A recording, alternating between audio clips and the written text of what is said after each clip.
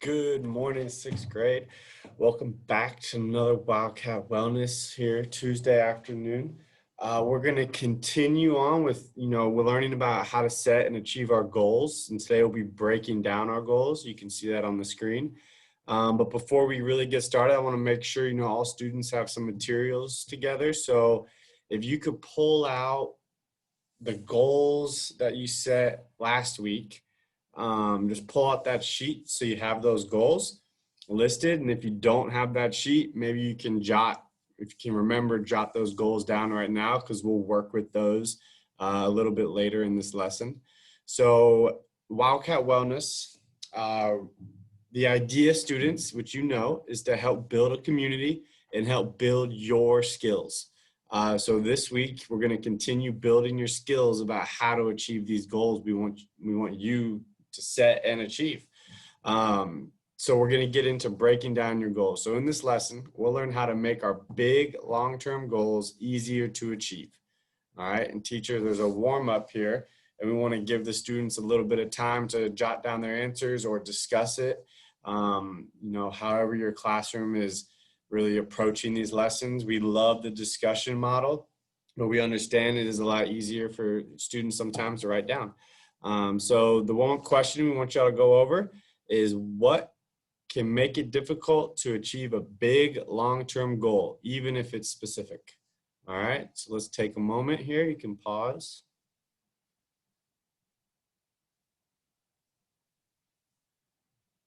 All right. So the example one that we have here is helping Henry.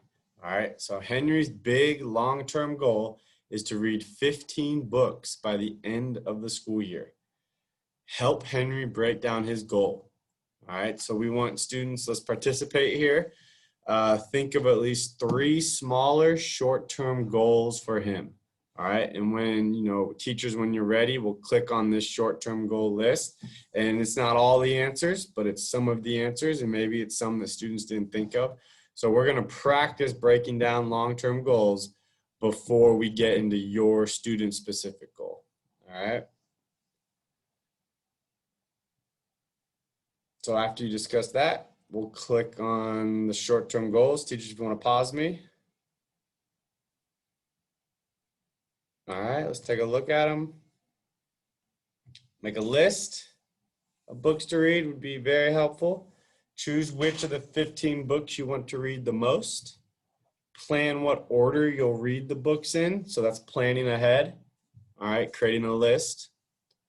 Set aside at least 30 minutes a day for reading. And I know one we can add to that is find a good place that you'll focus on reading. All right, whether that's outside under a tree, whether that's, in kind of your kitchen area, wherever you can sit down and read and kind of focus on the book. That's the best, because, you don't want to be distracted by reading. A lot of times if we hear other noises, our thoughts kind of get in the way of our reading. We want to kind of focus on the reading. All right, so let me exit out of that. Okay. We'll continue on. Breaking down the goal, big long-term goal. So this is another example. Writing a 5-paragraph essay for science class by the end of the month. How can you break this goal down into smaller short-term goals? So I'll let teachers let you discuss with students. And after you come back, I'll go over the possible answers so you can pause. All right. So looking at some possible answers. Week 1, choose a topic and start researching. Researching is a huge part of writing papers. We have to find sources for the information, but also if you read, the more sources you read, the more information you gather, and then you pick your top favorite sources or the ones that have the best information. So week 2, you can start writing an outline, which is kind of main topics, all right, what you want in each paragraph, but just the main topic, not individual specific sentences.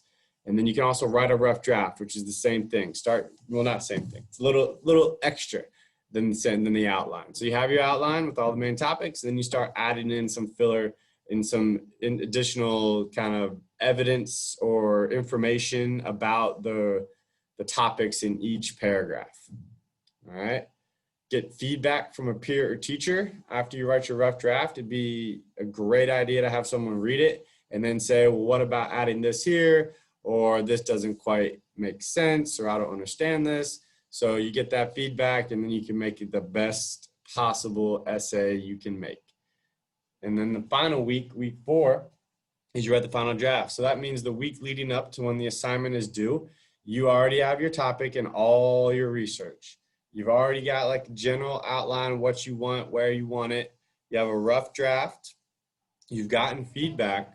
And now all you have to do is kind of put it all together and make it really nice, and make sure you got all your punctuation and spelling correct, and you add in your final few sentences, and then it's not as stressful that last week. You're polishing it. You're making it the best it can be. All right. And that really is the best way to write an essay, is to start out early and work your way towards that final draft. When you sit down in one night and try and do all that, it becomes really stressful.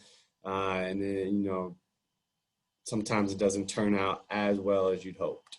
All right, the final activity is your turn, students. So this is where we want you to go back to your list that we wrote down last week. So we want you to choose a goal from last week, all right? And you're gonna break down one of your big long-term goals into smaller short-term goals. All right, now remember last week there were specific goals. We wanted you to have a specific goal with like maybe a timeline, all right, and when it wanted to be accomplished. So try to pick the one that is the furthest out. I know some of your goals might have been, accomplished last week, which is awesome. And if you don't have a goal that's further out, you can take a minute to think of one. Your teachers will give you time, okay?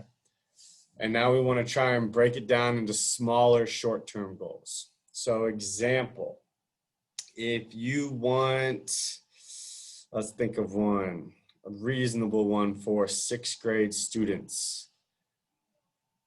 Let's just say you want to make more friends, all right? But you want to make 3 friends by Christmas. So it's specific, okay?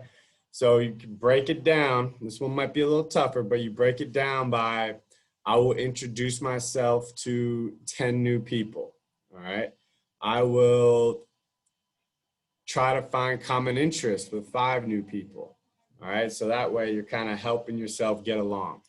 Those are the steps to kind of make friends, is introducing yourself, try to find common interests. Those are good first steps for finding new friends in 6th grade, because we all need new friends in 6th grade. 6th grade is a big transition year for you students.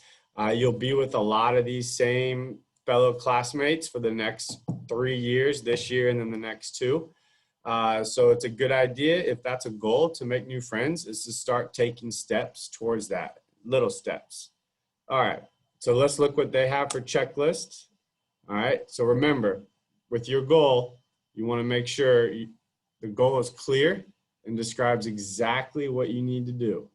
The goal has a realistic deadline or time frame for achieving it, and you'll know when you achieved your goal. All right.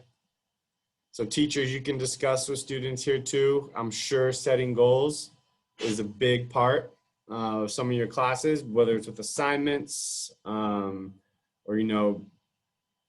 getting students to work together. There's a lot of different things we can work with there. So after you discuss, you can pause or unpause me, and then we'll end with the wrap up. All right. Wrap up. Imagine you just completed your first small short-term goal on the way to your big long-term goal. How do you feel? And why? The and why is a very important part of that. The and why, I think, is going to show you the reason we want to set goals and achieve goals. We can always have goals set for ourselves, and then we're working towards achieving them. And that and why, I think, is important because I think we'll all know how you'll feel. And then why is that important? It kind of keeps us in a motivated mindset.